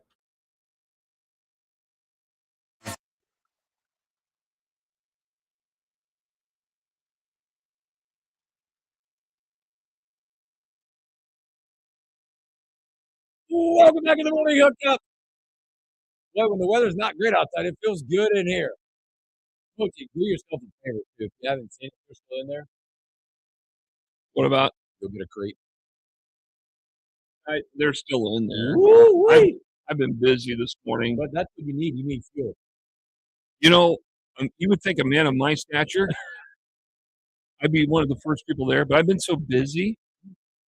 I got work I got to do. I got things I got to do later on, and then tomorrow's gonna be a busy day. That I'm in here today for a reason because we have a special interview I have to conduct about this time tomorrow morning that I cannot. In-house? It's in the studio next door. I'm trying to get him to make the trip on over to the morning hookup as well. Why not? We talk sports. Good luck. No, he said no. Your people have to talk to his people. I'll just. Will you be sitting right there? Does he know who we are? Yeah. Will you be sitting? I don't know. Will you be sitting right there? Yeah. I'm gonna wave. Okay, where Jill's sitting at right now. Yeah. Hi, Jill. That's where I'm at. That's where I will be. We'll be smiling and waving. Hey, come on over. I might make a sign. You better not make a sign. Why? You're welcome in with a big red N. There you go. That'll get him over. Yeah. All right, So we got the Almanac Jeff Moat hanging out with us, talking high school hoops. Few weeks away, state basketball coming upon us, and there's also we got basketball. State wrestling is going on right now. State wrestling's going on right now. They had two girls wrestlers that were championed or won championships last night from Lincoln that we mentioned about earlier in sports this morning, and that's really a fast-growing sport. Is girls wrestling in this state now? For years, you probably have maybe one or two girls per. I'm trying to think of every school. Among a handful of schools that would compete. And I can't remember the young lady's name. That this has probably been a decade ago. There was one that competed out of Malcolm that I remember that I believe she got a pinfall and won a match at the state meet. And so since then, and here we are now, this is a big sport that's starting to blossom in the wintertime. And, and that's even kind of taken away from girls basketball a little bit in terms of, participation numbers. And some will also point toward the club volleyball aspect, for the off season as being another thing too, but that's a whole different debate and discussion for another time. But girls wrestling has really caught on strong in the state, and it's vastly becoming popular. And I think it's great. It's great for the sport. And this is one of the bigger events that you're going to find each year. They've had it up in Omaha now, 20 some years. It seems like I can remember it always being at the Devaney Center. Yep. And before that, it was I think either at the old Coliseum or at Pershing Auditorium. So yeah, Pershing used to host it too for years. National treasure. It is a national treasure. Pershing Auditorium. Yeah. So, but yeah, state wrestling. We do have a link up on our webpage in the local sports section at KFORnow.com if you want to look at team results, individual matches, and all four classes, both for the boys, and then there's two classes for the girls, A and B. You can click on those links to see what the results are. Matches were getting underway here this morning at about 9:30, 10 o'clock, and they will continue today for the boys, tomorrow as well. Championship Saturday will be at CHI Health Center, Omaha, so it's going to be a busy, busy day up there. And this is the second of 4 winter sports championships that will take place here over a month's time. And we had state bowling here this last week over at Sun Valley Lanes, state wrestling up in Omaha this week. Next week, it's boys and girls swimming and diving at the Devaney Center pool, and then girls state basketball here in the first week of March, and then boys state basketball, and we're done. We're on to spring sports. Incredible. It's all here. And this season, this winter in particular, just flew by. Oh, yeah, you're telling me. I can't believe we're talking. I mean, it's the last weekend of high school boys basketball. As we look ahead to districts with girls and boys, it's it flew, especially holiday time till now. I mean, you blink and you miss it. Yeah. And that's the thing. And now with this being the last full week of the regular season for Class A and B girls and boys basketball, the sub-districts have been going on for girls basketball in C1 through D2. The boys sub-districts in those classes start next week. But we won't know the district pairings for the girls or the boys until next week. Well, Saturday, to be honest with you, we'll find out Saturday what the girls' pairings are going to be for districts. We are planning to bring games for you next week, Tuesday, maybe Tuesday, Wednesday, Thursday, Friday, Saturday. And the boys' districts will start next Friday, go into Saturday, and then the following Monday and Tuesday. And then the girls' day basketball tournament gets going. So that's how back-to-back everything is going to be. And a programming note, Tuesday night we will have the State of the Union address at 8 o'clock here on KFOR. If there is a game that we're going to cover that night, it would be an early game at like 6 p.m. So that's something we're kind of watching to see what the pairings will look like on Saturday. And if there is a 6 p.m. game that seems to be interesting and catches our eye, then we'll go cover it. And, of course, State of the Union will be right after that on time in its entirety at 8. And we do have one more scheduling note with tonight's basketball game that was supposed to be on KFOR. Yeah, because of the winter weather that's moving across the state, the Omaha metro area is under a winter storm warning. They're anticipating 3 to 6 inches of snow up in Omaha. So there are some games that were to be played tonight, including Omaha North and Lincoln High, that we were set to have here on KFOR that have been pushed back to tomorrow night. So what we're going to do is we're going to cover that game tomorrow night. We'll do the boys' game starting at 7. We'll be on probably shortly before then at about 6:50 and have coverage of Omaha North and Lincoln High. That'll be our final regular season game here on KFOR. And then we'll take Saturday off, look at the district pairings for the girls, and then get an idea of what we're going to be covering for next week. We'll have all that information posted on our social media accounts too. So don't be afraid to check there. Also up on our webpage too at kfornow.com. We did have one game earlier in the week with Millard North and Lincoln Southeast, and we did that game. Thu Malone and I were out there for the call of that one. And I will tell you this, Millard North came out of the gate shooting the ball, and next thing you know, they're going to 22-1 run in the first quarter, and they're at 25-7 after one quarter. Whoa. Southeast could not hit any shots. And then they got their bearings together. They got back to within 13 at halftime. And then the third quarter, Southeast comes out, and Rowan Lambert, who had a game-high 22 points, he had 11 of those points in the third quarter, including 3 threes. That helped Southeast get back in the game. In fact, they took a 49-48 lead with less than 30 seconds left in the third quarter before Millard North got a couple of points off, I think, free throws to go up 50-49. Southeast had a lead a couple of times in the fourth quarter, and then Millard North just hit some big-time shots when they needed them desperately. And then Southeast got to within 1 and had a chance to steal an inbounds pass to get the shot with 10 seconds left. And an inbounds pass, what happened was there was a back pick on the press, and that allowed a pass down court to Trelly Akins, who was a 6'7" junior. He had like 18 points for Millard North or 19 points for Millard North in that game.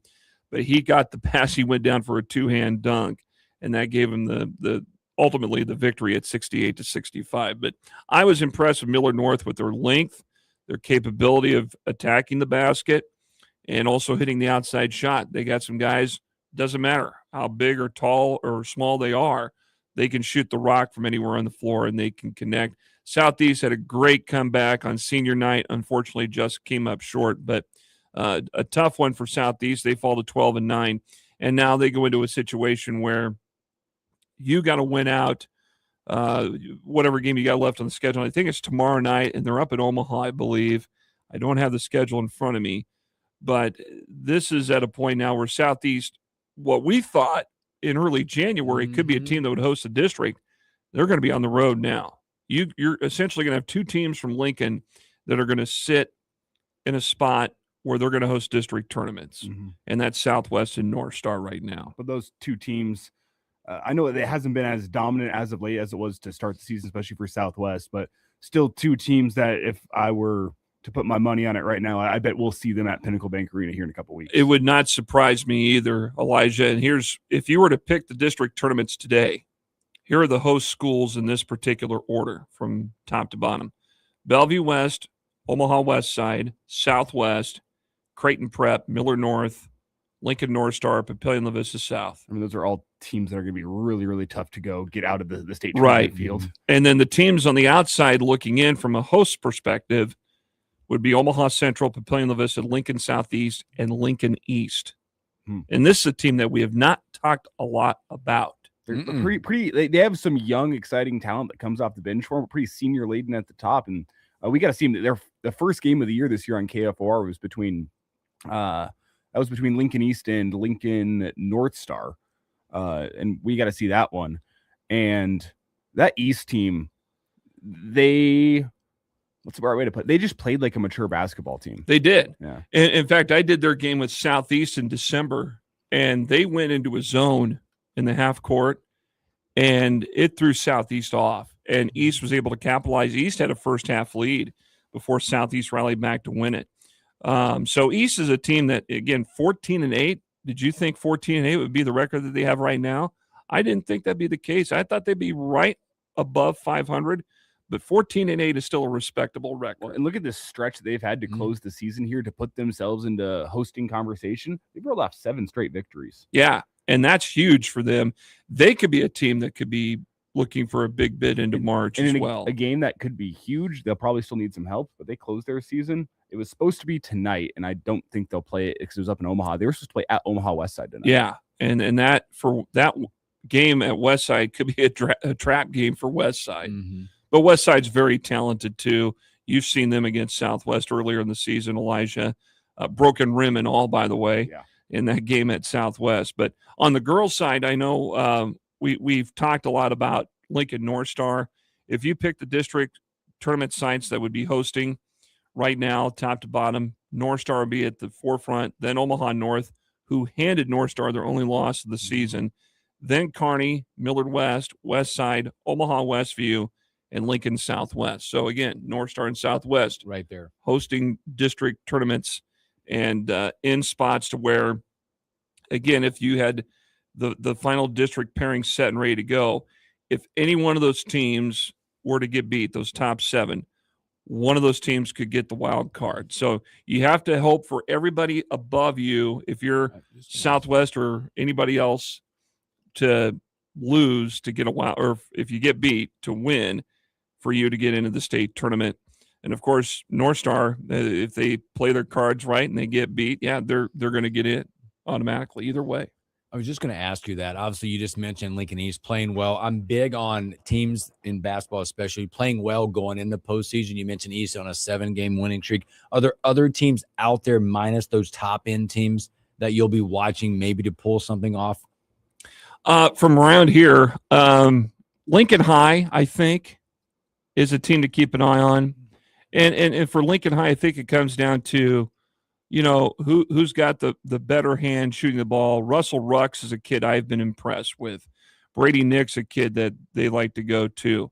The other guards they got on the floor, KT Taylor being one of them, has done a pretty good job in helping distribute the ball. Kingston Cruz and a few others. I see Lincoln High being a team that could maybe turn a few heads come district time.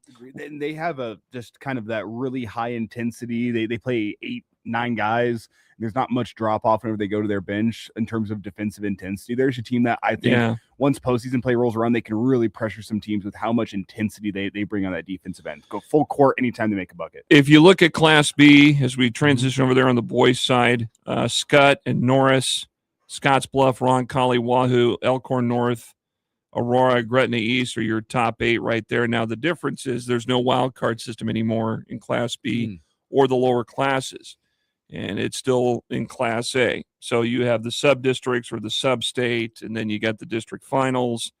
That's how that's going to pan out. So, again, your favorites, are Scott, Norris, Scotts Bluff, Roncalli, Wahoo, Elkhorn North, Aurora, Gretna East at this point, but don't count out McCook, Platteview, or even Bennington or Crete. Crete's playing solid basketball right now, too. So, on the boys' side. So those are just some schools that we'll be monitoring. Class C1 for the girls, it's Lincoln Christian. On the girls' side, it's Norris and Pius and B. And then on the C1 side for the boys, Lincoln Christian has another chance to maybe make a late run at some sorts if they get hot in sub-district play. So it's all winding down, fellas, and it seems like it just started here like a month ago, but we're already here. The race to madness.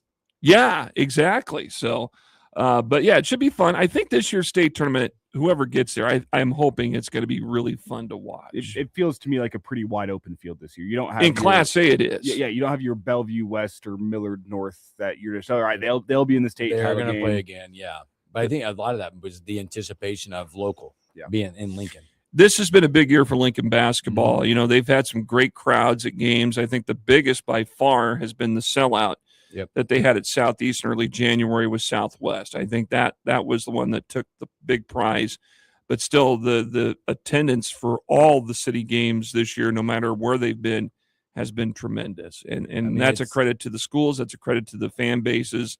That's a credit to people that want to show up and watch good local basketball. I just encourage people, if they've never done it or if they've I don't have any dog in the fight, go down, get yourself a day pass, go watch some of these hoops because you've done it. I do it every year. I take me and a buddy. We go back and forth and we spend the entire day down there for one day. My mom's husband, Brad, he does it the first Friday of each thing, and just they go down and spend the entire day. But there's so much of you see true high school passion come out, the crowds, the student bodies that show up, I mean, physically the entire towns that show up to do this and the emotions behind it. I mean, and you get to catch you guys. I mean, I go back and I look at the videos still occasionally of you and the Norris long distance shot, you're up. And again, you guys get into it and get your passion throughout what you love to do as well. You go back to that moment last March and, you see how,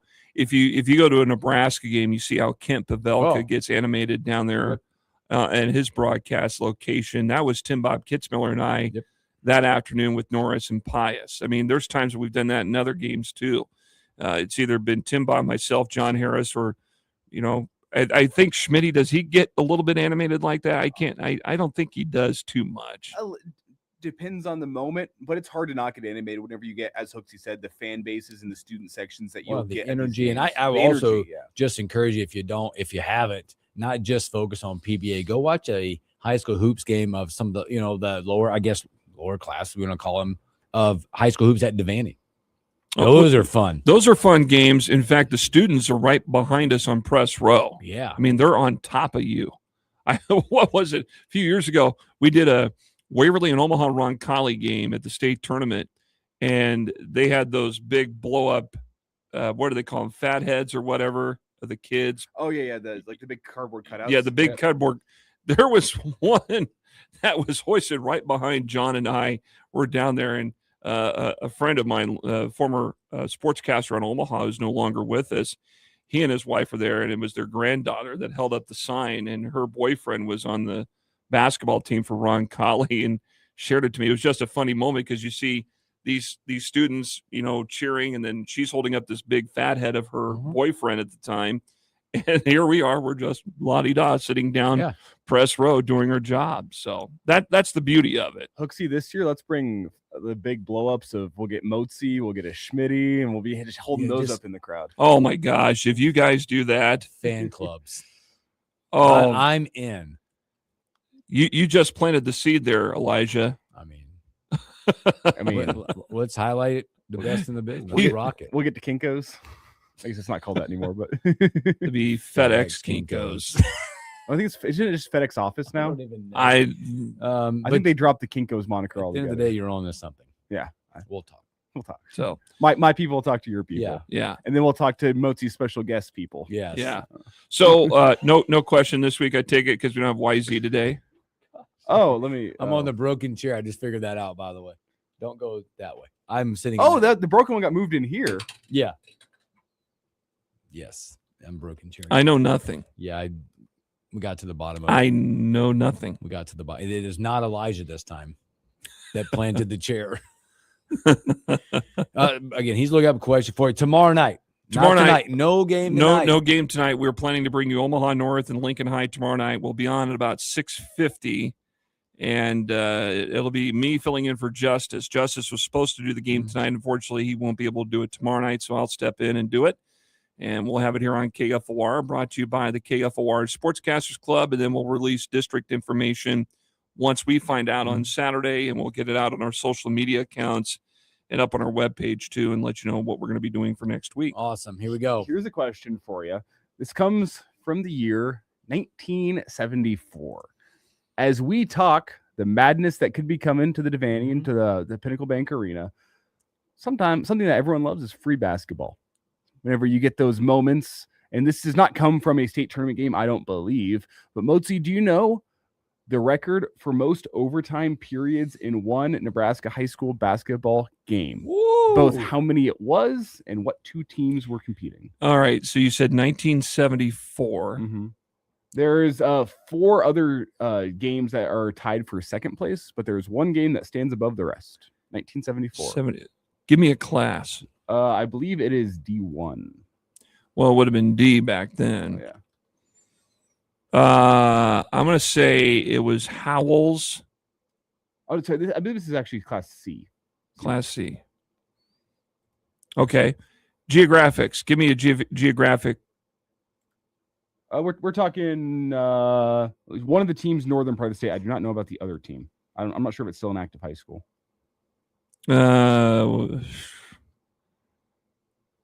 I'm going to say class. Oh no, one is still an active high school about 2 hours from here. It is also in the northeast part of the state. Both are from the northeast part of the state. Okay, it probably now known as Boone Central. Was it Albion? It was not. And so 2 hours Norfolk Catholic. I give up. Okay, do you want to guess how many overtime periods were in this game? 4. 8. 7. 7. 7 overtime periods in 1974. This is a game between Winnebago and Allen. Oh, really? I did not know that. The 4 other games that went 6 overtimes. Omaha Bryan versus Omaha Tech, 1984. Superior versus Grand Island Central Catholic in 85.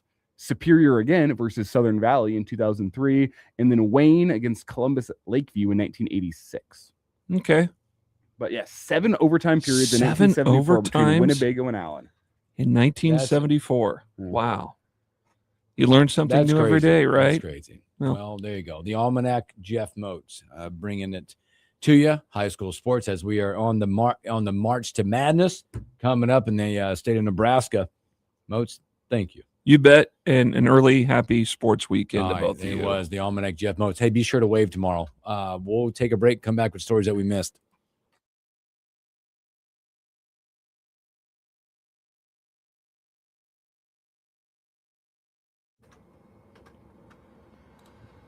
I got to see if I signed out of my Gmail.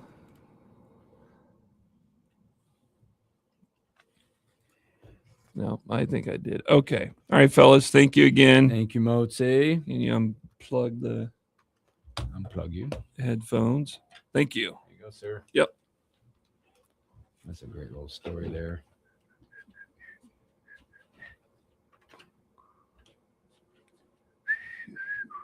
I don't want that. I hear you singing the song or listening to the song. He's all right.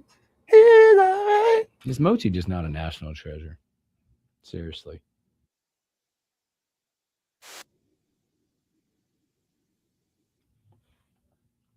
He stops and gets a creep. I can't get over how good those were. Okay, we have 4 minutes on the clock here. Oh, perfect.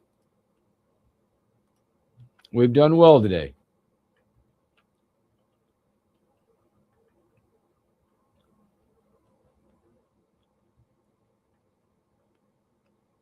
Wow, that's a record.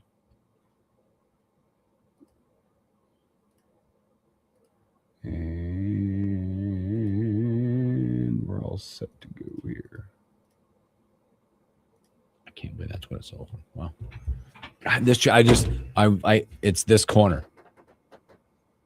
Mm-hmm. It's been fun. It's been over in KFOR for like the main big KFOR studio for high school basketball, and I've always had to like swivel all the wheels around, so I'm not on that corner. I didn't realize it until when I was laughing a minute ago. I'm like, whoa, I could go. I'm a leaner, I am. I'm a leaner in chairs. Yeah.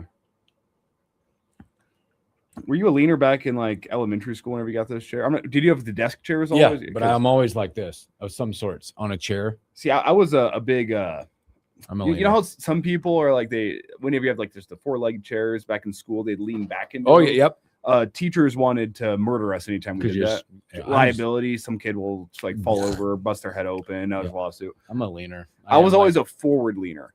And teachers didn't like it either. Like, I'm in complete control here because my feet are the other feet to this chair. They're good.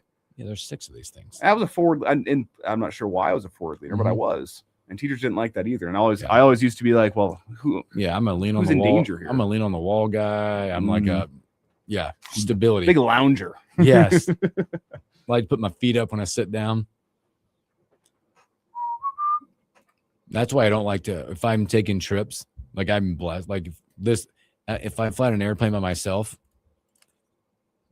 I have to when you got the armrest, you're leaning a little bit like this. That's or I lean the other way away from people. I'm an aisle seat guy in airplanes. Oh yeah. So I can stick those feet out in the aisle and lounge back a little better. Quick and you can exit quick to the bathroom. And then if the flight attendants are cute, it gives them a reason to talk to you. Like, hey, sir, get your feet out of the aisle. Yep. Oh yeah. Yes, ma'am. You create reasons. Yeah. Can I get a Coke while you're at it? Vodka water, please. And your number. You accidentally drop something on the ground. Ma'am, excuse me. This is a good story. This is great. That was from. I'm gonna look up that. All right, we are coming back. All right.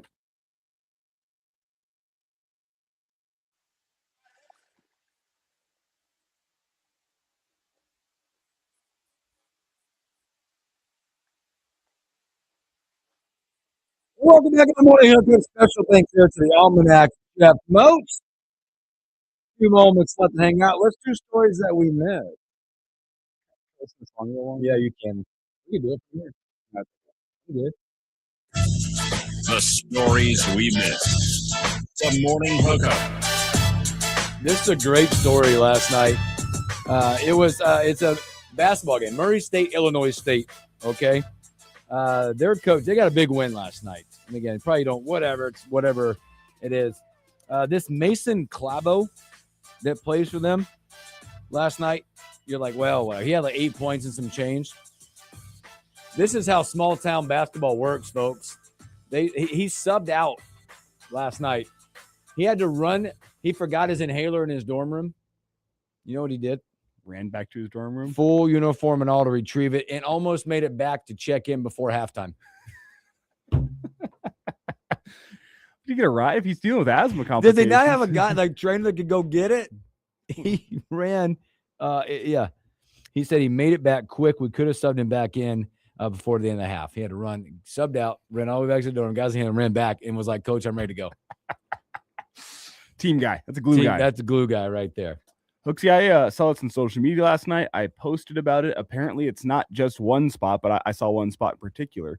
I've heard End Zone Down the Hatch, as well as the spot I posted about sportscasters. Ooh, yeah. Now, in association with Bud Light, have locked up coolers at their establishments, which will be unlocked and open to the public, free to take.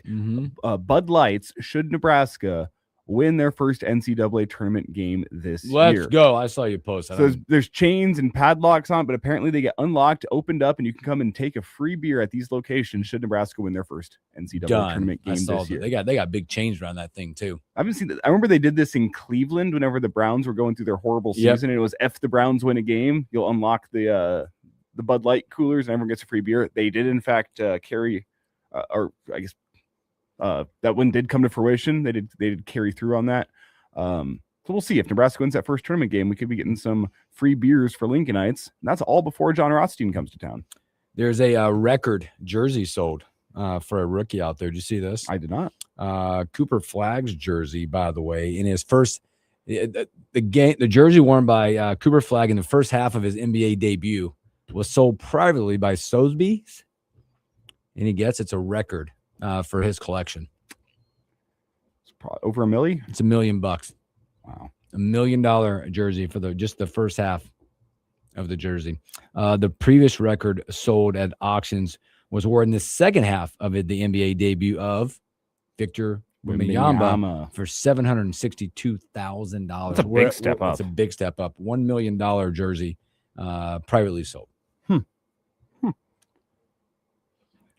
I'm all about collectibles. I am, but I'm not. I like the idea of collectibles. Mm-hmm. I don't like paying the price for collectibles. Yes. Game worn stuff I think is especially very cool. Some of the autograph stuff is just, it's hit or miss with me. But if you get some of those like game worn grass stained jerseys that carry a little weight to them, I think those are really cool. I'm out the deal, the intrigue. By the way, I'll have to bring in when I get them about what collectible I bought. But I can't do it till I'm going to bring them in here when they get delivered. Okay. It all went back to a cause. They're not the one-piece trading cards from Rutgers? Nope. Nope. These go on your feet. Tomorrow we'll talk a little football. Coach Rule and staff are at the podium right now talking Husker hoops and a whole lot more. Have a great Thursday. We'll catch you on a Husker Homer Friday.